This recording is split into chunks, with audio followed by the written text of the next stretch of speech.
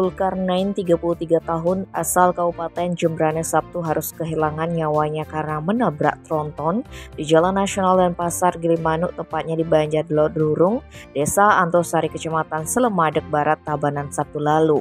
Kasat Lantas Polres Tabanan AKP Andrea Rizky Ramadan menyebutkan, adapun kronologi kejadian disebutkan bermula dari ada kemacetan di sekitar lokasi tabrakan sehingga membuat kendaraan yang datang dari arah Gilimanuk menuju Denpasar berhenti.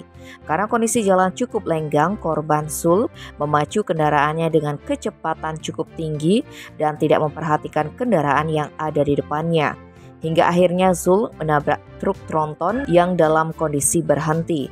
Akibat tabrakan tersebut, truk yang dikemudikan Zulkarnain sampai terguling hingga dia dan kernetnya, Jenny Ferdinandsyah, 23 tahun, mengalami luka parah. Korban Zulkarnain sendiri mengalami luka robek pada betis kiri kanan, kemudian luka robek pada kemaluan dan dilarikan ke Puskesmas Selemadeg.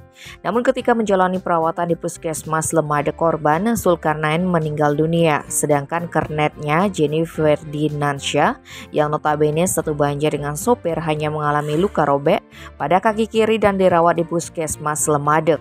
Sedangkan sopir truk tronton Salihin yang juga berasal dari Banjartinggi, Desa Pulukan, Kecamatan Pekutatan, Kabupaten Jembrane, dalam kondisi selamat. Hanya bagian belakang kendaraan saja yang mengalami kerusakan. Tim Bali Express melaporkan.